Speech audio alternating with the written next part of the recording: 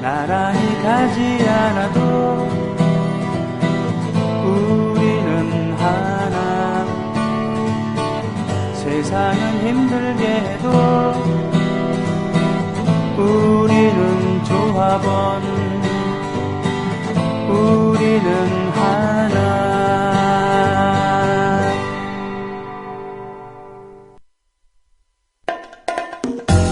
윤일병의 그런 살해 사건, 살인으로 지금 구속됐죠. 그 가해자들이.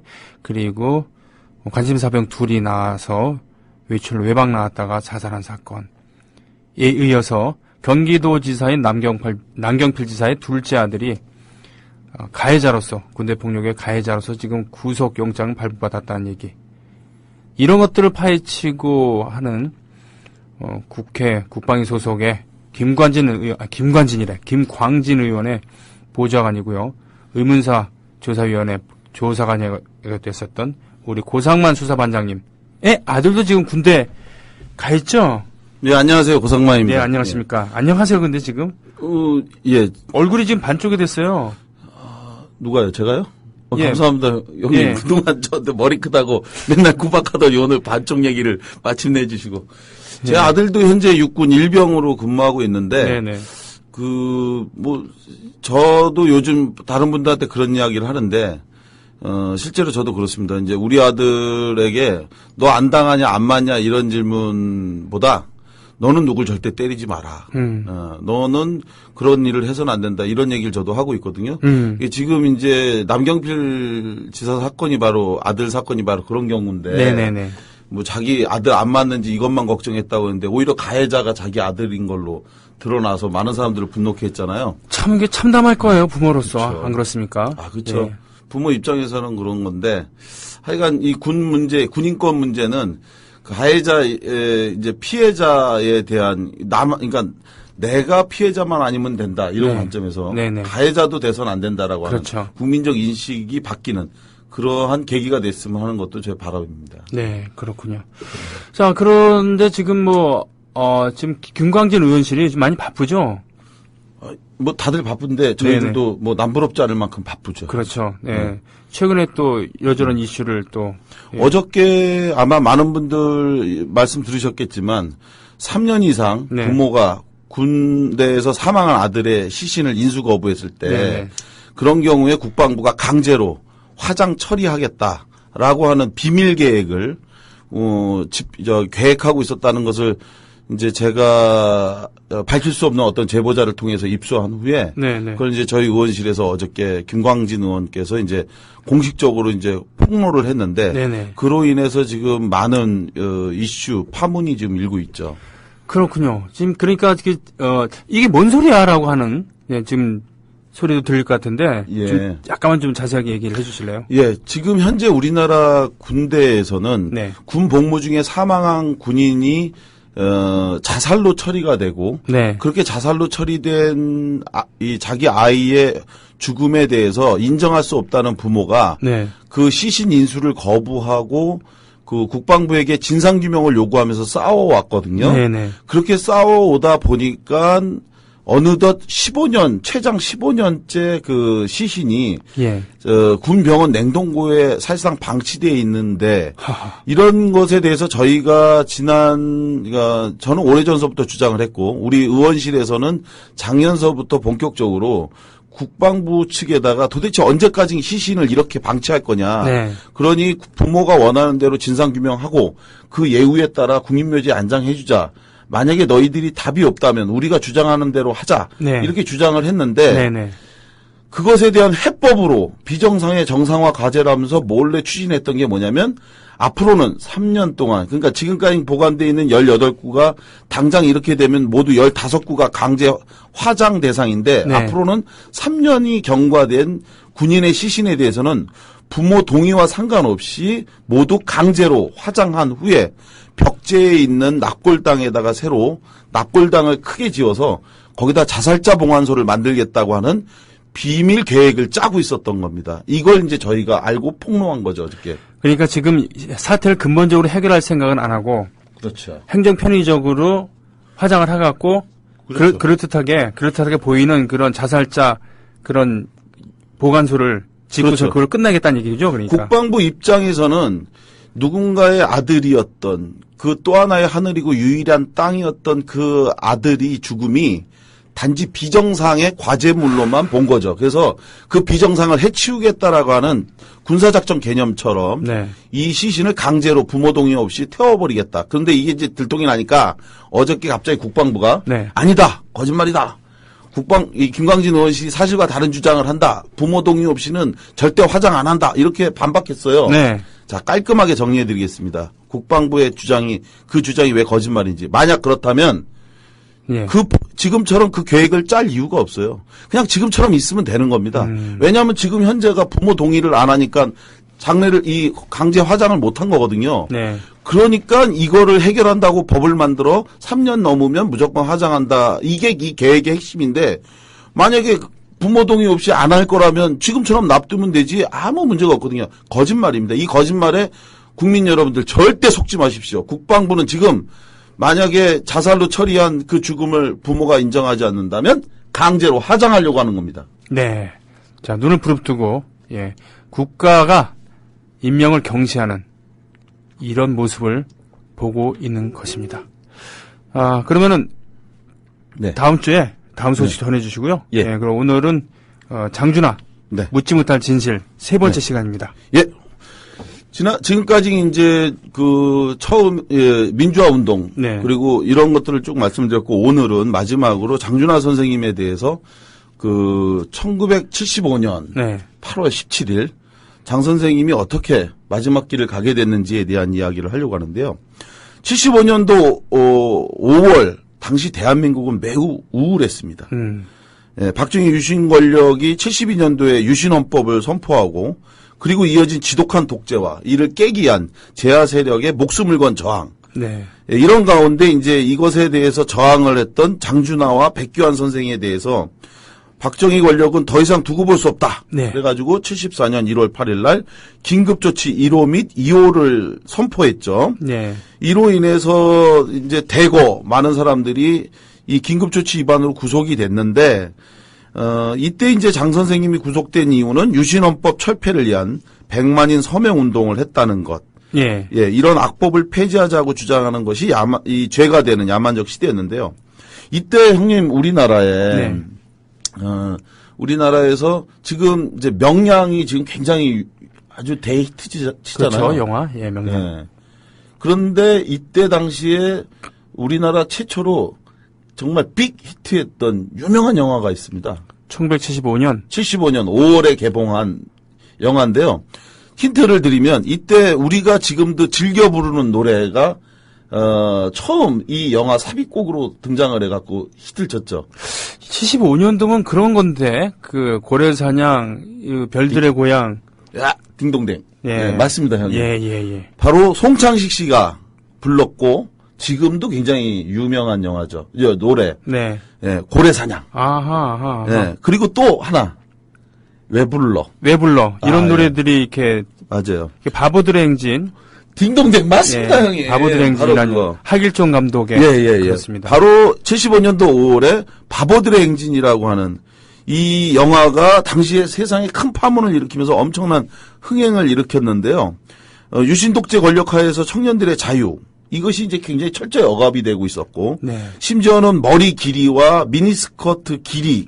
이것까지 자로 재가면서 경찰이 단속하던 그 시절에. 그렇죠. 바로 이 바보들의 행진은 청년들의 가슴을 뛰게 만들었죠. 네. 그리고 거기서 나오는 이제 고래사냥 이 노래하고 또 왜 불러라고 하는 노래, 이 왜 불러라고 하는 노래가 이 바보들의 행진에서 보면요, 그 긴 장발머리로 단속당한 네네. 이 젊은이가 내일 미팅이 있기 때문에 네. 제가 좀 나가면 안 되냐고 이제 경찰한테 부탁을 했는데 경찰이 그걸 무시하니까 몰래 도망을 나가요. 예. 그러니까 이제 뒤에서 경찰이 야 일로 와라 하고 막 부르니까 거기서 이제 그 노래가 나옵니다. 맞아요. 근데 네. 아이러니한 거는 네. 그 뒤를 쫓아가는 경찰이 배역이 이철이라는 배역이었는데 그분이 뚱뚱해요. 네, 맞아요. 뚱뚱하고 그분이 또 장발이에요. 네, 맞아요. 장발인데 경찰복, 장발. 장발인데 경찰복을 입은 뚱뚱한 네, 네. 경관이 뛰어가, 야, 인마, 거기서! 그럴 때, 네, 네. 두 명이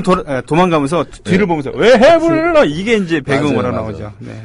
바로 그래서 결국은 이 두 노래가 금지곡이 된 그렇습니다. 결정적 사유가 방금 말씀하신 것처럼 풍자. 네. 쫓아가는 경찰도 장발이고, 네. 예, 그리고 이제 그 우스꽝스러운 모습을 연출하는 걸 보고, 이 결국은 이제 이 노래가 이제 다 금지곡이 됐는데, 바로 이때, 1975년도 8월 17일 날, 네. 경기도 포천 약사봉에서 한 남자가 숨진 채 이제 발견이 됩니다. 네. 당시 그 남자의 나이는 57세였고, 그는 바로 재하인사 장준하였죠.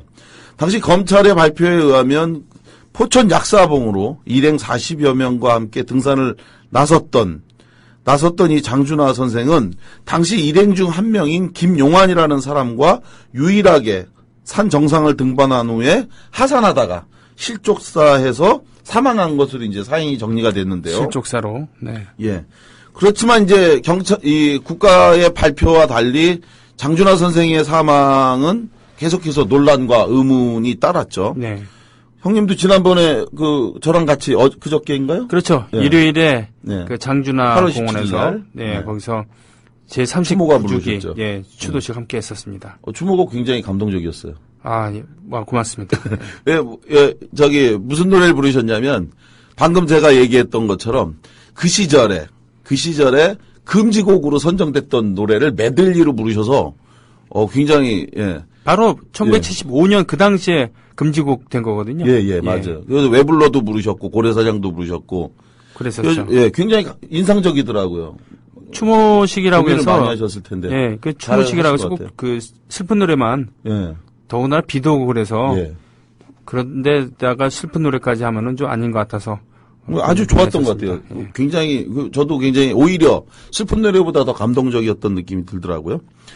예, 고맙습니다. 예. 아무튼요, 예, 서로 서로 사람으로서 예, 진심으로 말씀드리고요. 근데 이렇게 이제 많은 사람들이 그 장준하 선생님에 대해서 실족사 했다고 하는데도 불구하고 왜 많은 의혹을 제기하게 된 것일까? 예.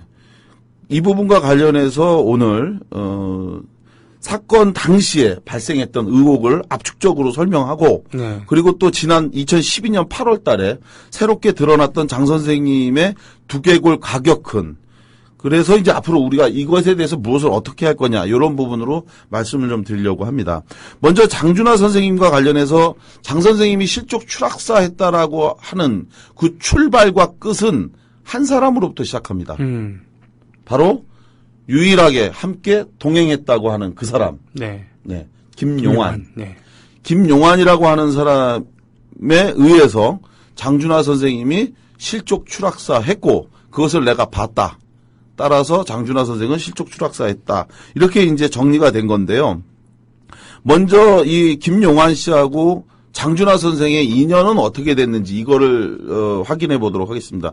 저는 의문사위원회에서 장준하 선생 사건 조사관으로 일을 하면서 약 20여 차례 이 김용환 씨를 직접 만났고 예. 평균 8시간 정도에 걸쳐서 이분으로부터 진술을 들었습니다. 그런데 이제 이 김용환 씨가 그러면 장준하 선생과 처음 만나게 된 데는 언제냐면 1967년도. 오랜 인연이군요. 67년. 네. 예. 1967년도에 처음 만났다고요. 네네네. 처음에 67년도에 처음 만나서 당시에 이제 옥중에서 국회의원 선거에 출마했던 장준하 선생님의 선거 캠프를 김용환 씨가 찾아온 겁니다. 이때는 장준하 선생님은 감옥에 있었을 때예요. 감옥에 수감돼 있는 상태였기 때문에 만나질 못하고 있다가 장 선생님이 이제 당선이 되고 난 이후에 그리고 나서 계속해서 본인은 장 선생님 옆에 있었다라고 주장을 합니다. 즉 67년도부터 장 선생님이 사망했던 75년도 1월 달까지 자기는 한 번도 떠난 적이 없이 네. 계속 있었다라고 네. 얘기하는데 이것은 확인 결과 사실이 아닌 걸로 밝혀졌습니다. 네. 왜냐하면 많은 분들이 장준하 선생님 곁에 김용환 씨가 1971년도 국회의원이 4년 임기잖아요. 그때도 4년이었는데 그때까지는 옆에 있었지만 그 후에는 없었다. 네. 그런데 본인은 끝까지 있었다고 주장을 했거든요. 그리고 저하고 만나서 조사를 할 때도 계속 있었다고 주장을 했습니다. 그런데 여기서 결정적인 그 부분에 대한 질문을 하니까 답을 못했어요.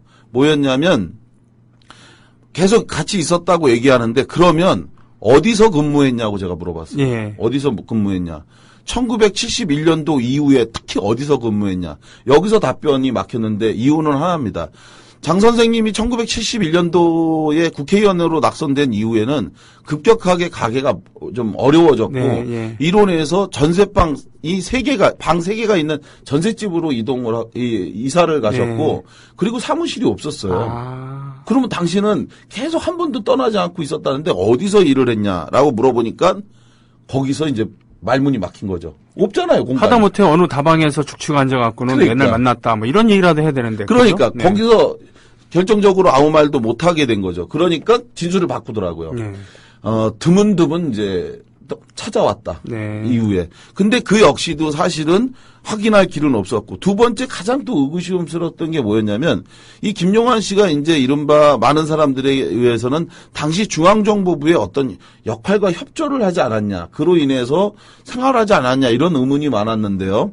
실제로 저희가 자료로 확인한 것은 어떤 내용이 있었냐면 경찰이 중앙정보부에 이른바 이제 이 협조자, 예, 내부 정보를 이렇게 주는 협조자로 가능한 사람들의 명단을 이렇게 작성을 해갖고 중앙정보부에 보고한 문서가 있더라고요. 네. 그 문서 중에 한 장에 김용환 씨의 이름이 써 있었어요. 어허. 그게 이제 저희가 확인을 했기 때문에 그것도 물어봤더니 본인은 모른다고 이제 부인하는데 당시 중앙정보부 관계자를 통해서 그 문서를 확인해 보니까 실제로 그와 같은 형태로 정보원을 우리가 경찰로부터 추천받아서 그 추천받은 사람을 활용했다라고 네. 하는 진술도 이제 확인을 했었죠. 이런 가운데 또 한 가지 이제 제가 의심스러웠던 게 뭐냐면 김용환 씨가 어떻게 생계를 유지했느냐. 네. 그러니까 67년도에 이제 왔잖아요, 형님. 아까 말씀드린 것처럼. 근데 67년도 이후에 사실은 장준하 선생님이 거의 월급을 준 건 아니거든요. 아, 그때는 그러니까 이분이 보좌관이 정식으로 등록된 보좌관이나 이런 것도 아닐 테니까. 예. 지역을 관리하던 네, 분이었거든요. 네. 그래서 본인이 실제로 그런 부분들에 대해서 생계나 이런 것들을 무엇으로 했는지 그리고 뭐 이런 걸 궁금해서 이제 물어봤는데 본인 주장이 뭐라고 얘기했냐면 67년도부터 75년도 1월달 사이에 자기가 아버지가 충남 당진에서 인천까지 오고 가는 배를 갖고 있었대요. 네. 그래서 그 배를 관리하면서 거기서 나오는 수익금을 가지고 그걸로 생활을 했다라고 얘기를 하시더라고요. 그런데 그건 역시도 또 안타깝게도 거짓말이었다. 예, 사실이 아니었습니다. 예. 그분의 이제 아주 가까운 인척에 있는 분을 상대로 복수의 진술을 확인해 본 결과 네. 그 배는 최소한 적어도 65년도 이전에 처분된 것. 그렇게 되면 67년도에 처음 찾아왔다고 했잖아요. 찾아오기 전에 이미 그 배는 처분됐는데 이때는 사실 이분이 혼자 산 게 아니었어요. 가족이 있었다는 얘기군요. 결혼을 해서 네. 이미 가정을 이루고 있었을 때였는데 도대체 무엇으로 생계를 유지했는지 이런 부분에 대해서 물어봤지만 여전히 그거에 대해서는 이제 답을 못 찾았죠. 유령선이었나 보죠, 뭐. 예. 네. 그러니까요. 67년부터. 예. 그래서 이제 이래서 이제 이분에 대한 의구심이 이제 증폭이 되기 시작했던 건데 네. 사실 장준하 선생님에 대해서는 살인 의혹이 복잡할 게 없습니다. 왜냐하면 다른 의문사 사건과는 달리 이 장준하 선생에 대해서는 목격자가 있었기 때문에 이 목격자가 진실을 얘기해주고 그것을 사람들이 진실이라고 이해하면 되거든요. 네. 예를 들어서 다른 사건은 좀 달라요. 장준하 선생님과 이 다른 사건과 굉장히 이 의문사 사건과 다른데 예를 들어서 우리 형님도 잘 아는 것처럼 89년도 광주에 위치한 수원지에서 익사한 채 발견된 의문사 사건이 있었죠. 네. 있었죠. 조선대학교 이철규열사. 예. 예. 90년도에는 검은도에서 익사한 채 발견된 중앙대 이내창. 이내창 열사. 그리고 91년도에 병원에서 추락사에서 사망한 걸로 발견된 한진중공업 한진중공업의 박창수. 예, 박창수 열사이시죠. 시신 탈취당했어요. 예, 맞습니다. 91년도 5월 네. 일이었는데, 근데 이 모든 사건들, 의문사의 공통점은 뭐냐면요. 아무도 본 목격자가 없다. 그런 가운데 사망한 채 발견됐던데, 장준하 선생님은 그와 달리 목격자가 있었고, 그 목격자의 증언이 있었음에도 불구하고 의문사로 이제 이야기가 되고 있는 거잖아요. 네. 이렇게 이제 의문사로 알려져 있는데, 이런 부분과 관련해서, 그러면은 과연 우리는 이제 요 부분과 관련해서 이 장준하 선생님에 대해서 타사를 제기하는 사람들은 김용환 씨에 대해서 의문을 제기하는 거고, 이 사람이 그렇겠죠. 정말 진실을 네, 얘기하는지. 네. 그죠? 그런데 지금 보니까 신분상으로 일단 의문점들이 나타나고 있군요. 지금까지 얘기된 걸로는 장준하 선생을 끝까지 지켰다가 하는데 그러진 않았다. 그리고 그렇죠. 생활인인데 제대로 수입이 나올 구조가 없는데 그렇죠. 수입이 나왔다고 하는 것 보니까 거짓말이더라. 생활비나 뭐나 이런 네. 것들. 근데 사실은 이제 굉장히 많은 부분에서 이분이 정확히 얘기하면 이런 거예요. 무엇을 하던 분이 왜 거기로 오셔서 어떤 일을 했고, 그리고 뭐 이런 것들이 하나도 투명하게 이제 본인 스스로 20번이나 만나서 제가 확인하고 여쭤봤는데도 스스로가 이제 답변을 못했는데, 반면 우리 이 장준하 선생님에 대해서 의문을 생각하는 사람과 달리 장준하 선생은 실족사 한 거다. 그리고 그걸 본 목격자도 있다고 하지 않냐. 네. 그런 김용환 씨에 대해서 자꾸 의심하고 하는 것, 이것 또한 바로 인권과 민주주의를 중요하게 여긴다고 하는, 가치 있게 여긴다고 하는 사람들이 장준하 선생을 영화하기 위해서 한 사람의 인권을 매도하고 있는 거다. 네. 그 사람에 대해서 터무니없는 오해와 억측을 통해서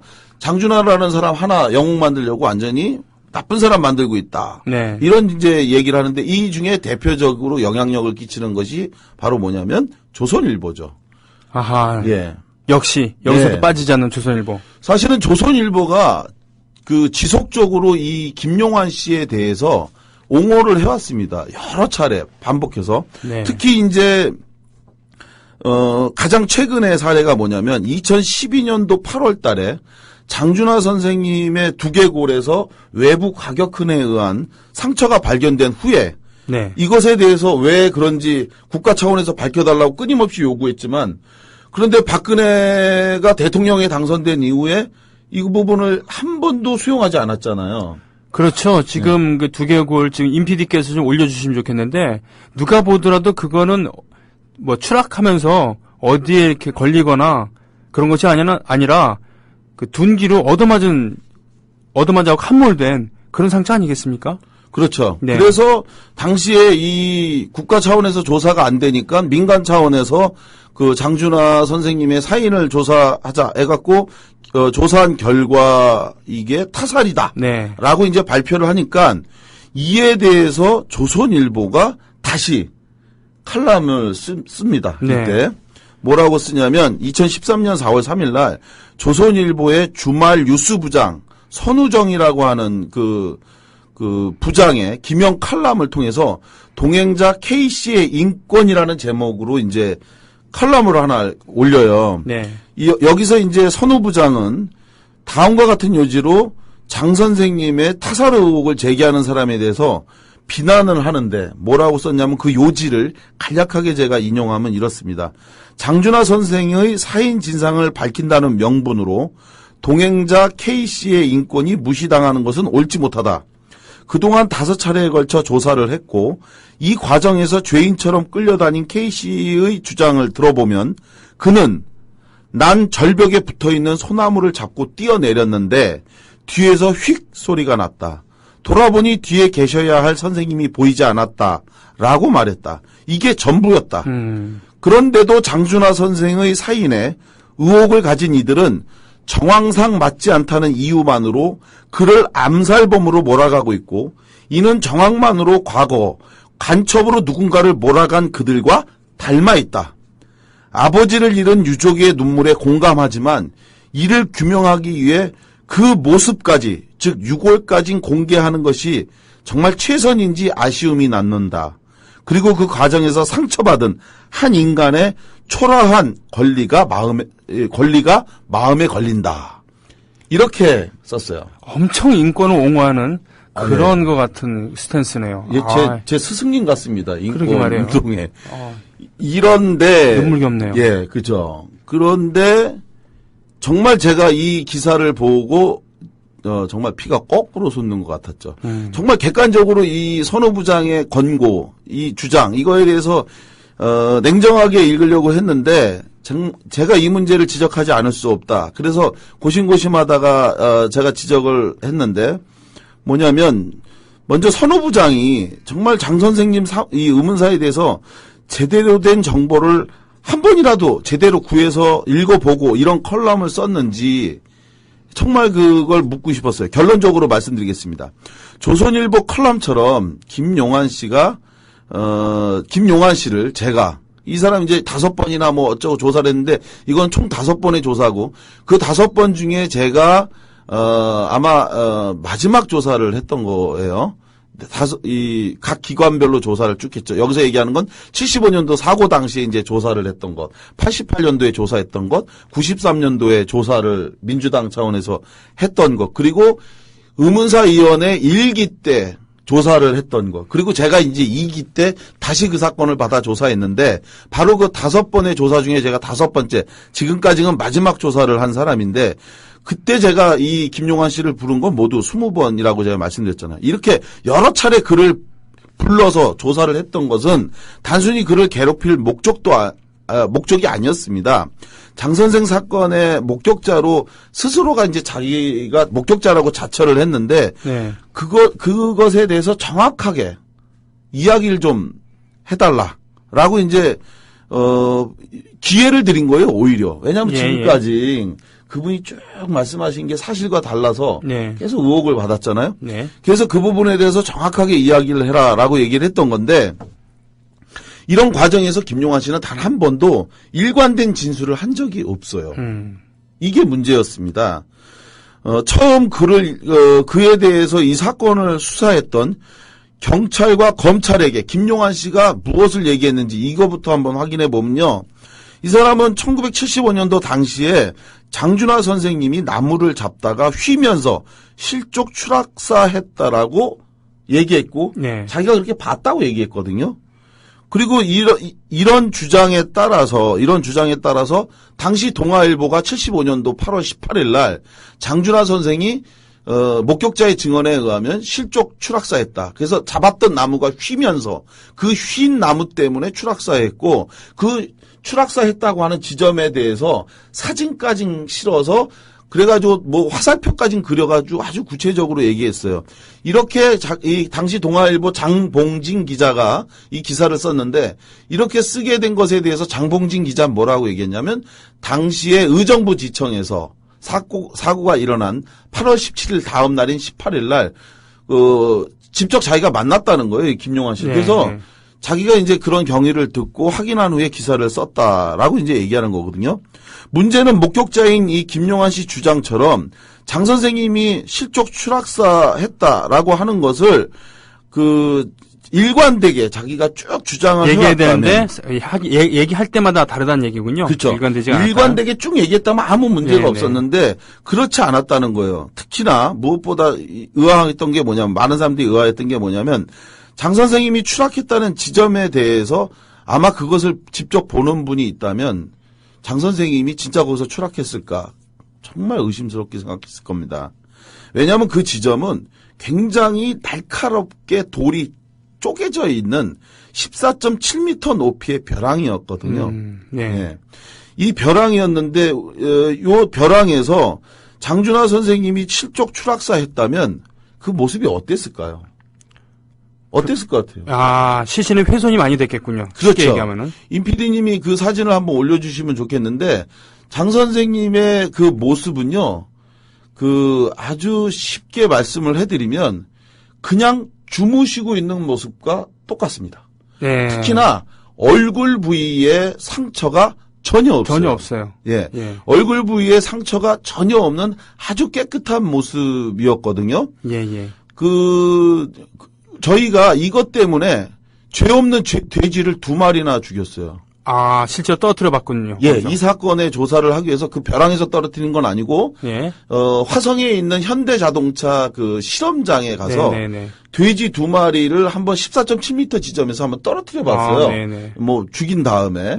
그리고 나서 그 그리고 내장이 어느 정도 손상이 되나 이거를 한번 확인해 보기 위해서 쉽게 말씀드리면 다 손상이 됐어요. 다 장기는 파열됐고 네네. 뼈는 조각조각. 근데 네네. 장 선생님은 이번에 그 2012년도에 확인해 본 것처럼 그 다른 부위에 뼈가 손상되거나 부러진 것이 확인되지도 않았죠. 오로지 두개골만. 두개골만 이제 둥그렇게 6cm가 예. 이제 손상이 됐는데 얼굴 부위도 전혀 상처가 없었고 네. 그리고 다른 것도 없었죠. 마치 목욕을 마치고 나오신 그런 모습이었기 때문에 이런 것이 이제 또 하나의 의혹이었었던 거죠. 그래서 이런 의혹을 규명하기 위해서 당시에 김용환 씨를 상대로 해서 물어봤던 것이 크게 세 가지입니다. 첫째, 정말 당신이 그때 마지막으로 본 장준하 선생님의 모습은 무엇이었느냐? 둘째는 당신은 장준하 선생님이 사망한 후 어디로 온가? 일행에 의하면 사라졌다고 하는데 그때 어디를 갔느냐? 그리고 마지막 세 번째는 사라진 당신이 그 사이에 어디에서 누구를 만나 무엇을 했느냐? 이 세 가지였습니다. 본 것이 무엇이고 사라진 후에 당신은 어디로 갔고 그렇게 사라진 다음에 누구를 만나 무엇을 했느냐? 이 세 가지를 저는 확인하고 싶었던 거예요. 알리바이를 대라. 예, 쉽게 그렇죠. 얘기하면요. 예. 문제는 이러한 우리의 질문에 대해서 김용환 씨는 답을 하지 못했습니다.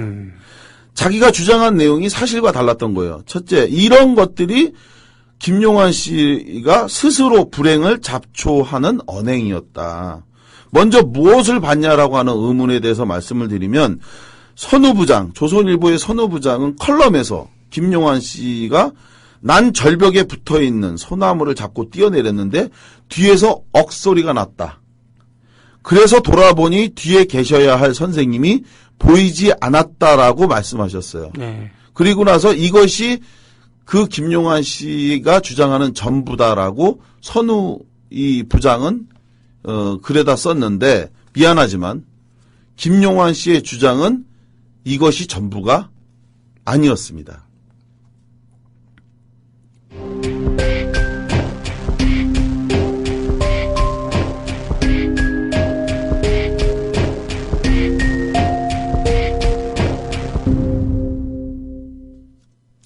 김용환 씨는 이때 당시에 뭐라고 얘기를 했냐면 안타깝게도 정말 하나의 상황에서 다양한 목격담을 그때 이야기했어요. 네. 네. 그는 구체적으로 말씀을 드리면 75년도 8월 17일 날 아까 말씀드린 것처럼 사건 직후에는 장 선생님이 하산 중에 소나무를 잡고 내려오는데 그 나무가 휘면서 추락했다라고 얘기했고 이러한 내용에 따라 동아일보 역시 그 목격자인 김용환 씨의 주장에 따라서 소나무 가지를 잡다가 실족 추락사에서 장준하 선생님이 사망했다라고 보도하게 된 겁니다. 그리고 이것이 지금까지 장준하 선생님의 사인의 공식처럼 되어 있어요. 엄청나게 가파르고 엄청나게 뾰족뾰족하게 튀어나온 그런 곳을 굳이 택해서 소나무를 잡고서 네. 하산을 하다가 그렇죠. 예, 실족해서 떨어졌다. 네. 그래서 이런 이제 김용환 씨의 주장에 따라서 이후에 사건 현장만 가면 그 포천 약사봉 현장만 가면 백교환 선생님 등 뭐 모든 분들이 다들 예. 그 벼랑 꼭대기를 보면서 그 휘어졌다는 나무가 이 나무냐 아니면 저 나무냐 이게 서로 갑론을박을 한 거예요. 이거 같은데 아니 그게 예. 아니라 좀 더 높다고 그랬어. 뭐 아니야 뭐 건너편이라고 했어. 뭐 이런 식으로 그 나무가 어딘지를 가지고 이제 뭐 찾기도 하고 그리고 저도 처음에 조사 가서 그 분의 주장을 처음부터 의심한 게 아니라 진짜로 그 나무가 있는지 그걸 막 찾아왔죠. 이것저것. 그래서 했는데 김용환 씨가 이처럼 쉰 소나무 발언을 한 건 이때만이 아니었습니다. 75년도 이후만이 아니라 2004년도 1월 달 제가 이 사건을 조사할 때 당시에도 김용환 씨는 반복해서 장준하 선생님이 소나무를 잡다가 휘어서 추락했다라고 진술을 했고 그래서 조서에도 그렇게 기록이 됐습니다. 그래서 장준하 하면 많은 사람들이 휜 소나무를 연상했고 그렇게 믿고 있는데 그런데 이 김용환 씨가 봤다고 하는 휜 소나무 장준하 선생님이 잡았다는 이 휜 소나무 이 주장이 사실은 거짓말이라는 문서가 발견됐습니다. 문서가 발견됐다. 예. 더 놀라운 사실은 이렇게 흰 소나무가 잡다가 추락한 것이 아니라고 하는 이 발언을 한 당사자가 누구냐? 네. 바로 김용환 씨였습니다. 이거 언제 시점인가요? 그 얘기를 한 시점이? 1988년도입니다. 네. 88년도. 그러니까 이 1988년도에 87년 6월 항쟁이 있고 나서 네. 여소야대 전국이 만들어졌잖아요. 네, 네, 네. 그래서 88년도에 처음으로 우리나라에서 그 폐지되었던 국정감사가 부활했어요. 네, 예. 그 국정감사 과정에서 당시 통일민주당 소속의 조만호 국회의원이 당시 서울시경을 상대로 국정감사를 하면서 지금으로부터 13년 전, 즉 88년도 이전 그때니까 13년 전에 사망한 재하인사 장준하 선생의 죽음에 의문점이 많이 제기되고 있다. 따라서 이것에 대해서 다시 재조사할 의사가 없느냐라고 하니까 당시 시경이 조사하겠다라고 했고 이것에 대해서 포천경찰서에 한의권이라고 하는 경찰관에게 지시해서 김용환 씨를 상대로 조사를 한 거예요. 그래서 이 한의권 씨는 김용환 씨가 거주하고 있던 충남 당진으로 내려가서 그가 근무하고 있던 곳 근처의 식당에서 조서를 작성합니다. 네. 그래서 이제 이 조서를 작성했는데 이 조서를 찾기 위해서 정말 노력을 많이 했는데 이게 이미 폐기된 걸로 알려져 있었거든요. 근데 그 기록을 정말 각고의 노력 끝에 포천경찰서의 문서고에서 어렵게 찾아냈어요. 네. 문서가 폐기된 게 아니라 있었는데 다른 문서에 이렇게 파묻혀 있었더라고요. 그래서 아하. 제가 그거를 하나하나를 전부 다 끄집어내서 한 100평 정도 되는 넓이의 그 책을 아침 9시부터 저녁 6시까지 다 뒤졌어요. 근데 지금 놀랍게도 그 중에 한 권 다른 책에 그 갈피에 꽂혀 있는 아하. 그 폐기된 걸로 알려진 그 문서를 찾았는데 거기에 김용환 씨의 발언, 그 보고서에 담긴 발언을 보고 전 정말 경악했습니다. 관련 부분을 인용해서 말씀드리면 네. 이렇습니다. 당시에 경찰관인 한희권 경찰이 이렇게 묻습니다. 이 김용환 씨에게 그럼 장준하 씨가 실족 추락할 때 그곳에서 소나무를 잡고 미끄러 떨어졌다는 이야기가 있는데 어떤 종류의 소나무인가요? 라고 물어본 거예요. 네. 그랬더니 김용환 씨가 뭐라고 답변을 했냐면 저는 장준하 씨가 실족 추락할 때 소나무를 잡았는지 안 잡았는지 보지 못하였는데 며칠 후 동아일보 신문에서 소나무를 장준하 씨가 잡고 내려오다 떨어졌다고 한 것을 보았습니다. 유일한 목격자인 자기는 본 적이 없는데 동아일보에서 그렇게 보도했다는 얘기군요. 그러니까 김용환 씨는 자기가 이 사실을 알게 된 건 동아일보 기사를 보고 알았지 자기는 현장에서 본 적이 없다. 이거는 정말 엄청난 얘기거든요. 왜냐하면 장봉진 기자, 이 기사를 쓴 장봉진한테 이 사실을 전해주니까 네. 그 사람 미친 거 아니냐. 아까 말씀드렸죠. 자기가 이 기사를 쓴 거는 8월 17일 날 사고가 나고 그 목격자라는 사람이 의정부지청에서 현재 검사를 만나 조사 중이라고 하는 얘기를 듣고 네. 이른바 뻗치기. 8월 18일 날 의정부지청 앞에 서동양 검사 방에 가서 뻗치고 있던 중에 나오는 그 목격자를 상대로 물어봤더니 나무를 잡다가 떨어져서 장 선생님이 숨졌다라고 얘기해서 그걸 토대로 기사를 썼는데 네. 아니 그 사람이 나한테 그렇게 얘기해서 기사를 썼는데 이제는 내 기사를 보고 장준하 선생이 나무를 잡다가 추락했다라고 하느냐 라고 오히려 반문을 하고 놀랬죠. 참고로 동아일보, 그때의 동아일보는 지금의 동아일보랑은 좀 달랐습니다. 네, 지금은 정권의 주구지만, 그 당시는 야당제라는 그런 인식이 강했죠. 예. 그래서 이제 이런 사실과 관련해서 김용환 씨를 상대로 추궁을 했죠. 88 정말 나무 방향 그때 나무를 잡다가 떨어진 게 맞냐니까 맞다 하더라고요. 네. 그때 이제 바로 88년 경찰 재조사 기록을 제시했죠. 그랬더니 반응이 어땠냐? 네. 놀랍죠. 또 그렇죠. 조작이다. 경찰이 조작이다. 나는 이런 얘기를 한 적이 없다. 천만의 말씀입니다. 그 사람 조사할 때 한 번 조사하고 나서 조서에다가 기록을 하게 되려면요. 그 사람이 확인해서 지장 찍잖아요. 조사보다 오히려 8시간씩 만난 이유는 뭐냐면요. 조사보다 오히려 그 기록을 보는 시간이 더 길었어요. 이게 당신이 한 얘기가 맞냐? 그러니까 자기가 한 말, 안 한 말을 철저히 가려냈고, 그걸 지워주고 자기가 원하는 대로 바꾸지 않으면 절대 지장 안 찍었어요. 그런 사람이 이제 와서 자기가 이런 이런 발언을 한 적이 없다라고 하는 것. 이거는 정말 말이 안 되는 거고, 실제로 그럼 이 사람이 소나무를 휜 적이 있다, 이런 얘기를 자기는 한 적이 있다, 없다 하면서 얘기하는데, 이거는 사실 우리한테 와서 한 얘기뿐만 아니라 여러 차례 반복했었습니다. 특히나 75년도 8월 20일 날, 이 진술은 매우 중요하거든요. 그러니까 이 사람이 시간이 경과됐기 때문에 제대로 기억하지 못할 수 있지 않냐라는 반문하는 사람도 그렇죠. 있어요. 예. 그런데 이 사고가 일어난 지 불과 3일 만에 본인 입으로 이 발언을 한 게 녹음된 테이프를 또 저희가 찾았습니다. 참. 예. 그게 언제냐면 75년도 8월 20일인데 장준하 선생님이 5일장을 할 때 그때 이제 전날 찾아온 거예요. 이거를 당시에 문익환 목사님이 상가에 있다가 이 며칠간 사라졌던 김용환 씨가 갑자기 나타났어요. 그날. 이것도 이상한 거죠. 굉장히 존경했다고 하는 장준하 선생님이 산에서 이렇게 사망했는데. 그리고 마지막 목격자인데. 그쵸. 보통 그렇게 된다면은 마지막을 나와 함께 하셨고 마지막에 나랑 있었으니까 그쵸. 뭔지 책임 같은 거라도 느껴져 갖고 빈소에 붙어 있거나 뭐 이러는 것이 이제 인지상정인데. 맞습니다. 그죠? 네네.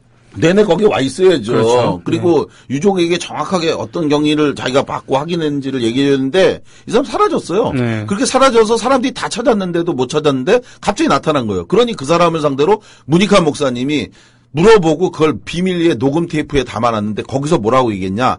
장준하 선생이 소나무를 잡고 내려오던 중 휘면서 추락했고 그 휘는 모습을 옆에서 내가 봤어요. 옆에서. 이렇게 얘기하는 걸 제가 직접 확인했습니다. 네. 그런데도 이런 사실에 대해서 그는 나중에 가서 88년 진술에서 번복을 한 거죠. 완전히 이거는 굉장히 충격적이고 네. 이렇게 되면 그동안 장준하 선생이 실족 추락사했다고 하는 것을 모든 역사적 대전제가 다 무너지게 되는 겁니다. 과연 그가 무엇을 봤는지 이 부분이 의심스럽고 두 번째는 그가 그렇다면 장 선생님이 사망하고 난 다음에 어디론가 이 김용환 씨가 사라졌거든요. 그게 어디 갔냐라고 물어보니까 이 사람 주장은 뭐라고 했냐면 일행 중에 누군가가 당신이 지금 파출소에 가서 있어야 된다. 목격자니까. 라고 시켜서 자기는 남자들 속옷인 란닝구. 예. 란닝구. 네. 예. 그걸 입고 그것만 입은 채로 이동지서 네. 포천의 이동지서에 가 있었다라고 하는데 확인 결과 그것은 또한 다 거짓말이야. 사실이 아니었습니다. 네. 당시에 5명의 경찰관이 근무를 했는데 그 5명의 경찰관들 전부에게 확인을 해본 결과 그러한 난닝고를 입고 장준하 선생 사건 목격자라고 하는 사람이 찾아온 사실이 없다. 네. 만약 찾아왔다면 당시에도 난닝고 속옷만 입고 누군가가 찾아오는 것은 굉장히 이례적인 일이었고 특히나 목격자라고 하는 사람이 오면 반드시 실행조서라고 하는 그 조서를 작성하도록 돼 있는데 자기는 그런 것을 작성한 적이 없다. 네. 그래서 그 네 분을 전부 다 모아놓고 확인한 결과 없다라고 하는 게 공식적으로 확인이 됐습니다. 따라서 그가 무엇을 했는지 알리바이도 없어요. 자, 그러니까 장준하 선생과 친했다고 하고 또 수입원에 대해서도 근거를 댔지만 그 두 근거가 모두 그러니까 도대체 이 사람이 누구냐라는 것서부터 의문점이 그렇죠. 들었는데 과연 이분이 이 김용환 씨가 장준하 선생이 돌아가셨을 때 유일한 목격자인가? 그렇죠. 라는 것조차도 지금 의문점이 되는 거잖아요. 대전제가 다 무너지는 거죠. 네. 그리고 이 마지막으로 세 번째 이 사람이 그러면 자기는 이제 뭐 사라진 것에 대해서 그것이 아니라 이동지서에 있었다고 하지만 이동지서는 없었던 거고 그렇다면 이 사람이 사라진 시간에 누구를 만났느냐라고 하는 세 번째 질문인데 네. 이 부분과 관련해서 자신은 계속 이동지서에 있고 파출소에 그다음에 포천경찰서 갔다가 다음날 아침에 의정부 지청을 갔다. 그리고 거기서 서동양 검사를 만났다고 하는데 이 역시 사실이 아닌 걸로 확인됐습니다. 서동양 검사는 의정부 지청에서 처음 그를 본 것이 아니라 사실은 밤 12시 다른 곳에서 그를 만났다. 그러니까 자기가 포천경찰서에 있었다고 김용환 씨가 주장하는 시각에 사실은 산에서 만났다라고 주장을 해요. 서도냥 검사는. 검사는 산에서 예. 만났다. 그래서 당신이 착각하는 거 아니냐. 예. 그래서 이 두 사람을 대질 조사를 시켰습니다. 예. 그랬더니 확인 결과 거기서 서 검사가 계속 얘기합니다. 당신 나하고 밤에 그 산에서 만나지 않았냐. 그런데 이 김용환 씨는 끝까지 고개를 그 시선을 외면한 채 아니라고 얘기하니까 나중에 이제 서 검사가 이런 얘기예요. 처음에는 김용환 씨에 대해서 사람들이 왜 의문을 제기하는지 이해할 수가 없었는데 내가 막상 오늘 만나보니 정말 이상하네. 정말 이상하다 하면서 고개를 이제 절레절레 흔들었는데 왜 그러면 이 사람이 서동양 씨는 만났다고 하는데 서동양 검사 만났다고 하는데 김용환 씨는 만나지 않았다고 끝까지 부인을 했느냐. 이유는 하나입니다. 만약 그렇게 된다면 기존에 자기가 있었다고 하는 이동지서나 포천경찰서에 있었다고 하는 그 체류 시간, 이 시간 동안에 다른 곳에서 무엇을 했는지를 이야기해야 되는 거예요. 예. 그렇기 때문에 이 사람은 끝까지 부인을 했는데 이런 과정의 의문점의 가장 앞권은 뭐냐. 유족에게 걸려온 한 통의 전화였습니다. 75년도 8월 17일 날 낮 3시에서 4시 사이에 유족에게 한 통의 전화가 서울 집으로 옵니다. 그리고 그 전화를 건 남자는 지금 선생님이 포천 약사봉에서 그 크게 다쳤다. 그래서 예. 서울에서 많은 사람들이 와야 된다. 예. 라고 일방적으로 얘기하고 전화를 끊었어요. 네. 유족들은 이 괴전화를 걸어온 사람이 이 사건에 의문의 사건에 열쇠를 쥔 누군가라고 계속 의심했습니다. 그래서 정말 그 사람이 누군지에 대해서 알고 싶어 했고 저 역시 알고 싶었는데 그런데 그가 누구인지를 우리가 조사하는 과정에서 확인했죠. 아, 예. 예. 그 확인한 괴전화의 주인공은 다름 아닌 이 사건의 유일한 목격자 김용환이었습니다. 오후 3시에서 4시 사이에. 네. 예. 바로 그가 어디론가 사라졌다고 하는 그 시각. 그 시각. 그 시각에 이동지서에 있었다고 하는 그 시각. 이 시각에 바로 김용환 씨는 사실 어디선가 유족의 집으로 전화를 해서 이 사실을 알린 겁니다. 그리고 이 사실을 알린 것에 대해서 김용환 씨는 그동안 단 한 번도 얘기를 하지 않았어요. 얘기를 하지 않았는데 그 이유가 뭐냐. 만약에 전화를 본인이 했다고 하면 어디서 전화를 했는지를 밝혀야 되는데 당시 근처에는 전화기가 한 대밖에 없었고 그 전화기 한 대는 이장집에 행정전화로 있었습니다. 확인해 보니 이장집에 그 이장을 제가 직접 만나서 확인해 보니까 자기는 지금까지 단 한 번도 누군가에게 전화를 빌려준 적이 없다. 대단히 깐깐한 사람이군요. 예. 아니 이장집에 있는 행정전화는 국가가 놔준 공용전화기 때문에 개인 전화가 아니라서 빌려준 적이 없다. 그리고 마찬가지로 자기 전화도 빌려준 적이 없다. 그래서 여하간 자기는 정확하게 얘기할 수 있는데 전화를 빌려준 적이 없다. 깐깐한 데다가 인색하군요. 네. 그게 시골에 거기 시골이거든요, 네. 완전히. 그런데 이런 부분과 관련해서 그럼 김용환 씨라는 사람이 어떻게 전화한 건지를 확인했느냐? 당시 중앙정보부가 작성한 중요 상황 보고서에 바로 이런 내용이 써 있었습니다. 일행 중 동일행 중 한 명인 김용환, 서울 동대문구 이문동 거주. 당시 김용환 씨가 거주했던 동네가 네. 이문동이었거든요. 그 사람부터 연락을 받은 유족이 현장에 왔다. 이걸 통해서 중앙정보부 문서를 통해서 바로 김용환 씨가 그곳에 유족에게 전화를 한 당사자다. 이걸 이제 확정할 수 있었는데 당연히 김용환 씨는 이것에 대해서 저희가 물어보니까 극렬하게 부인했죠. 그런 사실이 없다. 이건 다 조작이다. 그래서 중앙정보부가 당신 하나를 몰아가기 위해 30년 전에 이렇게 조작했다는 거냐. 그러면 고소해라.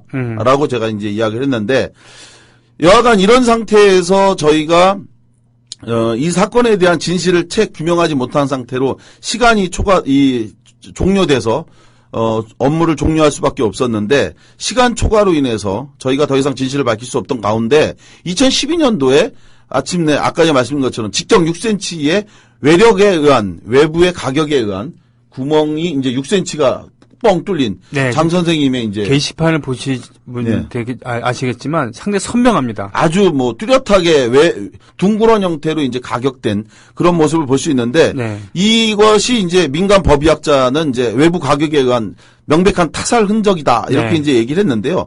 이것은 우리만의 주장이 아닙니다. 바로 그 8월 17일 날 39주기 기일에 정의화 국회의원이 참석을 해서 충모사를 했습니다. 이 정의화 국회의원은 예전부터 장준하 선생님을 흠모하던 사람이었는데 이번에 이제 19대 후반기 국회의 국회의장이 된 거죠. 네. 이분이 원래 신경정신과 전문 의사인데 예, 의사 출신이에요. 예, 네. 이 신경전문과 의사 출신이었던 이분이 자신의 트위터에 지난 2012년도 8월에 12년도 8월에 뭐라고 썼냐면 장준하 선생님이 타살되었다. 네. 신경정신과 전문의인 나에게 말하는 것 같다. 이런 이야기를 했는데 이날 39주기 추모장에서도 또 이 얘기를 했습니다. 장준하 선생님은 타살됐다고 하는 것이 나의 신경정신과 전문 의사로서의 소견이고 지금까지 누구로부터도 이것이 사실이 아니라는 반박을 들은 적이 없다. 아하. 라고 명백히 말씀하셨습니다. 따라서 장준하 선생과 관련한 진실은 반드시 밝혀져야 되고 이 진실을 밝히기 위해서 저는 국가 차원의 재조사가 되어야 된다. 이 부분에 대해서 분명히 말씀을 드리고 싶고요.